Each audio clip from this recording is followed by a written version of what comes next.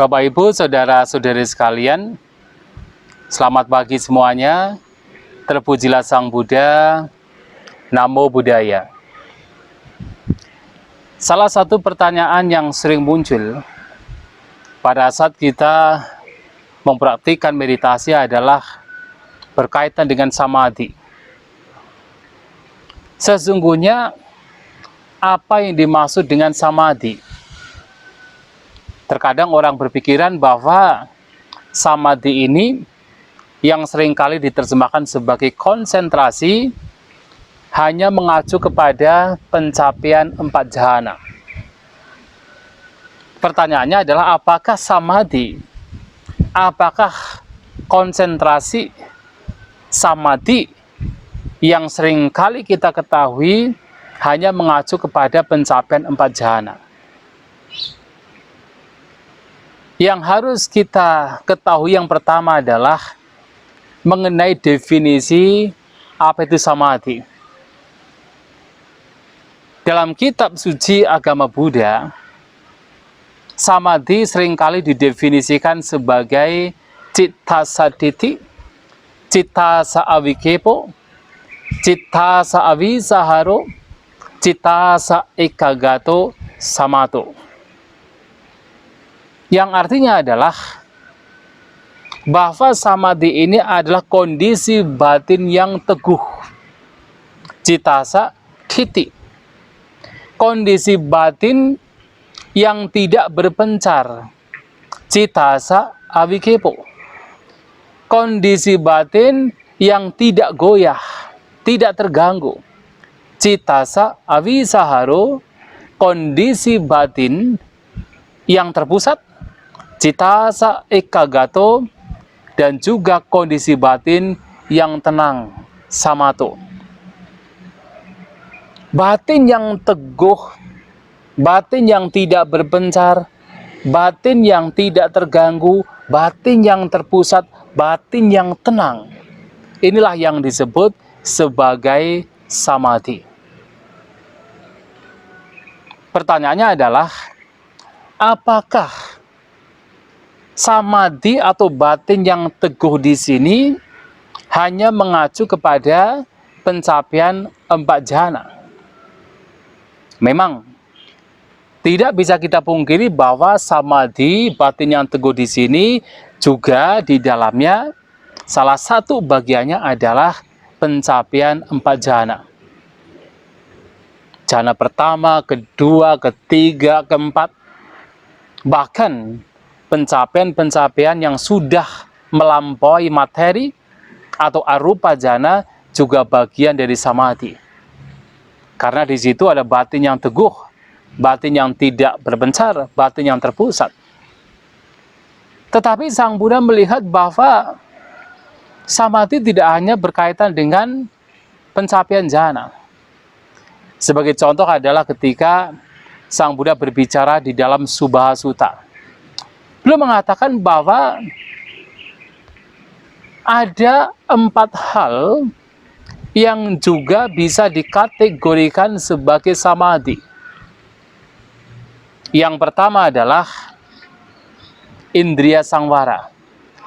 Ketika seseorang terkendali dalam indera, terkendali dalam ketika melihat, ketika mendengar, ketika membaui, ketika mengecap, ketika bersentuhan, dan batin terkendali untuk tidak terseret oleh kotoran batin, untuk tidak terseret oleh nafsu ragawi, pada saat menggunakan indera-inderanya, itu juga bagian dari samadhi.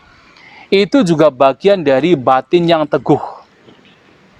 Misalnya, pada saat kita melihat objek yang menyenangkan, yang biasanya ketika melihat objek demikian, nafsu ragawi muncul. Namun ketika kita mampu mengendalikan nafsu ragawi, pada saat melihat objek yang menyenangkan, itu juga bagian dari samadhi. Bagian dari keteguhan batin. Bagian dari batin yang tidak berpencar. Batin yang tidak terganggu. Dan tentunya adalah ketika mendengar, ketika membaui, ketika mengecap, ketika bersentuhan, batin tidak terseret oleh kotoran batin, tidak terseret oleh nafsu ragawi, tidak terseret oleh kebencian, ketika bersentuhan dengan objek yang tidak menyenangkan, itu juga bagian dari samadhi. Yang kedua adalah ketika seseorang memiliki santuti. Arti dari santuti adalah merasa puas. Puas dengan apa yang dimiliki. Terutama ketika berbicara misalnya kami sebagai seorang biku. Kita puas dengan makanan yang dipersembahkan. Kita tidak mencari makanan yang lain. Apapun yang diberikan oleh umat, kita puas. Kita contented di situ. Kita merasa santuti di situ. Itu juga bagian dari samadhi. Anda memiliki 4 kebutuhan pokok secara cukup dan Anda merasa bahagia, merasa puas, batin tidak dibiarkan terseret oleh keserakahan, oleh banyak keinginan. Anda puas di situ, itu juga bagian dari samadhi. Karena itu merupakan kondisi di mana batin menjadi kokoh. Batin menjadi teguh, batin tidak berpencar. Puas dengan apa yang sekarang dimiliki. Itu juga samadhi. Yang ketiga, kalau seseorang senantiasa hidup berperhatian, sati sampajanya, apapun aktivitas, apakah berjalan, duduk, berbaring, berdiri, sedang makan, sedang minum, pergi ke toilet, buang air besar, buang air kecil, kalau itu dilakukan dengan penuh perhatian, dengan penuh kesadaran, menggunakan sati sampajanya, batin tidak dibiarkan untuk mengembara ke masa lampau ataupun yang akan datang, itu juga bagian dari samadhi.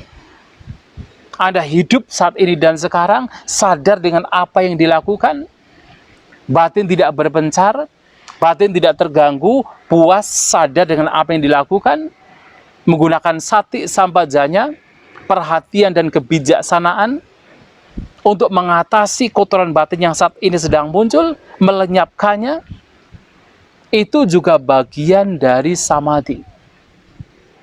Konsentrasi, keteguhan batin, ketenangan batin. Nah, yang keempat adalah dalam Subha Sutta, Sang Buddha menyampaikan yaitu 4 jhana. Nah, memang 4 jhana atau 4 jenis konsentrasi yang tinggi, jhana pertama, kedua, ketiga, keempat, yang diperoleh dengan cara melenyapkan 5 rintangan batin, itu tentu adalah bagian dari samadhi. Nah, dari sini kita bisa melihat ternyata samadhi ini tidak hanya mengacu pada 4 jhana.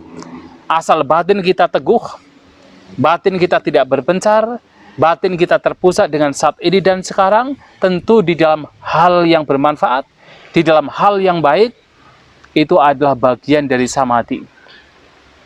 Bahkan dalam khotbah-khotbah Sang Buddha, samadhi juga mengacu kepada konsentrasi yang muncul ketika seseorang mempraktikkan vipassana.